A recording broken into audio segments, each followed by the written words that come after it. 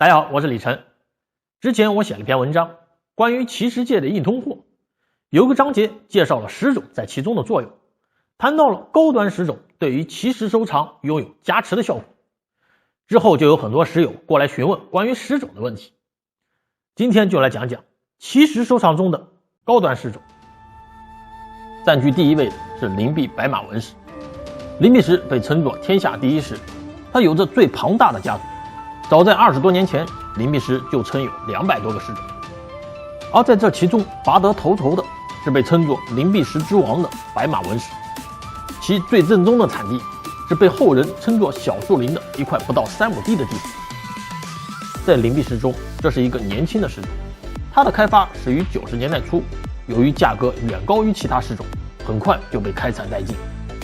现在，任何一块纹型具备的白马都是顶尖藏品，每一次的成交都震动世界。第二位，沙漠漆。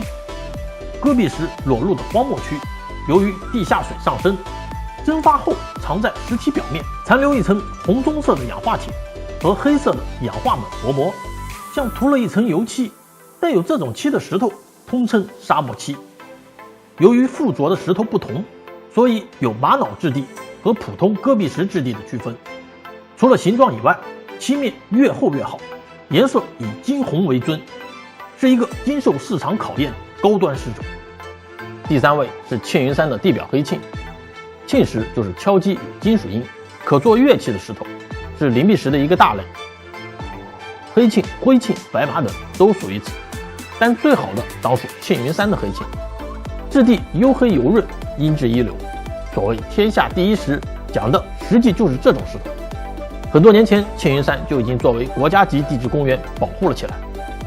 地表石不同于地下或坑里的石头，它不需要经过钢丝刷，所以保留了石肤、石皮，纹理毛孔清晰可见。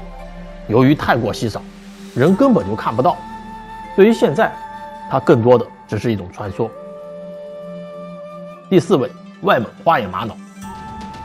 产自外蒙南戈壁，神秘乃至夸张的纹理，珠光宝气，带有类似沙漠漆的厚重漆皮，有的泛有油光，颜色多为灰、白、黄、红、绿等，其中灰白最多，形状多为卵状，也有不规则的片状，大的可作为手把件，是一种珍贵宝石，非常难得见到。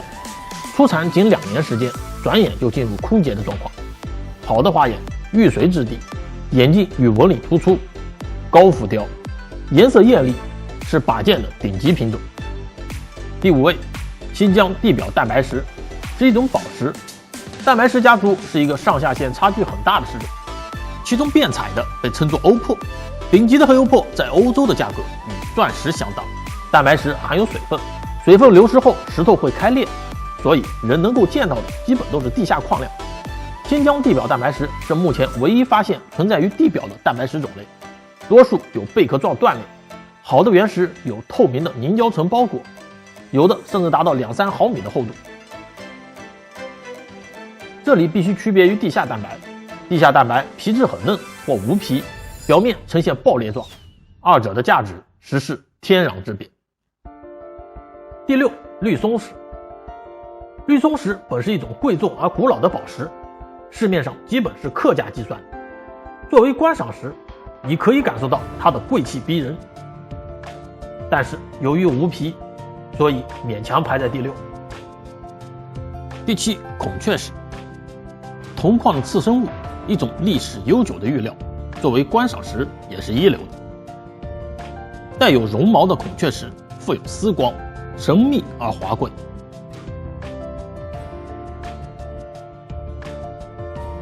第八，雨花石，一个古老的赏石品种。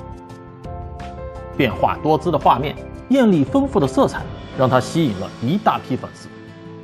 比起那些打磨或者色彩单一的玛瑙画面石，不知要高出多少个档次。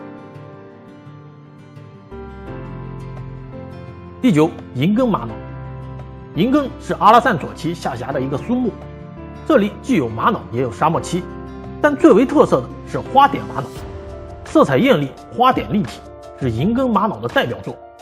早年有一句话，别管是啥，加上银根二字就是贵的意思。第10，彩陶，身长40米的河底，因表面有一层罕见的天然彩釉而得名，主要产于广西合山市马鞍村洪水河的河床中，是广西水池最早开发的品种之一。珍珠石在灵璧石大家族中是一个年轻的石种。早先人们在白马周边挖掘文石的时候，发现有一种带大疙瘩的文石。2000年前后，这种既有纹又有疙瘩的石头被称作珍珠纹石，作为纹石的一个衍生品种。珍珠纹石极度稀少，又有白马二字的加持，遭遇哄抢，眨眼功夫就没了。之后在其他一些地区又陆续发现了不带纹只有珠子的，人们称这种为珍珠石。珍珠石为磬石质地，好的珍珠质地油润，被称作油珠子。后来又发现了彩色的珍珠，称作彩珍珠。大化又称彩玉石，产于广西大化县洪水河沿滩及水底，属水冲石种类，开发于1997年，有黄、红、青、紫等颜色。与彩陶一起是早些年南方石都柳州的主打石种，宝气十足，特色鲜明，传播广泛。虽然它们均不产自柳州，但却是随着柳州石商走遍全国，至今依然是柳州水石的名片。这2个石种的高端藏品，成交价多年前就跨入了100万元级别。葡萄玛瑙多产于阿拉善的苏洪图以北20公里处火山口附近，这是一个较早为人所接受的高端观赏石玛瑙种类，一度价格非常高，如今市面上很少见到。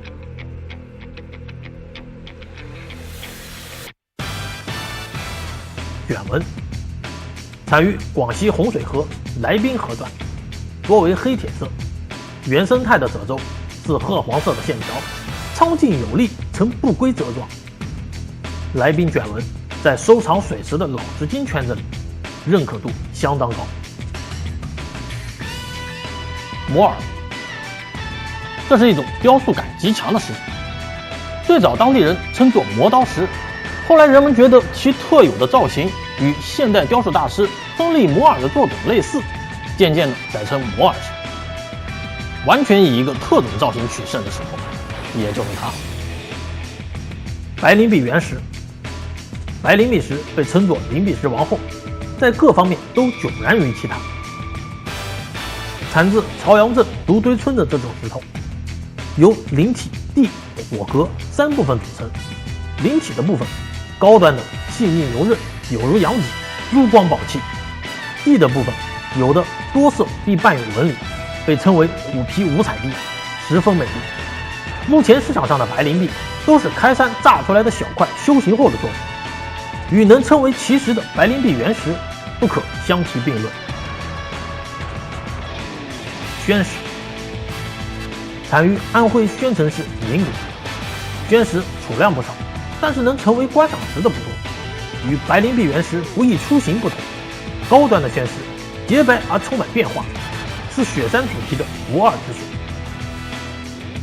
陈如石，一个新进的品种，挖掘推广之初，由于在质地、颜色、造型等方面和灵璧珍珠相似，曾经还出过群青一说。与珍珠相比，陈如更多了几分金石之味。以目前发掘的品种来看，自是又有一番变化。以上综合认可度和价格等因素，列出了18个高端石种。当然，一个石头的收藏价值是一个综合的考量，石种只是重要因素之一，但这背后隐含着的历史、文化、储量、质地、认可度等众多信息是不可忽视的。有些石种知名度很高，如银石、水太湖等，但是整体价格不高。虽然也有高端品种，但知名度不够，仅局限在小圈子里。说到这里呢，我倒是觉得可以集中力量打造精英品种，而有些石种受地域限制严重，出了特定的地域以后，认可度骤降。如马草红、昆石等。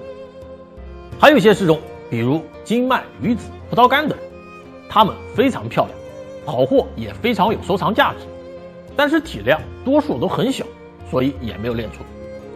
当然，以上没有列出的很多知名的和不知名的试种中，也有一些非常好、收藏价值很高的奇石，但这些都是个案。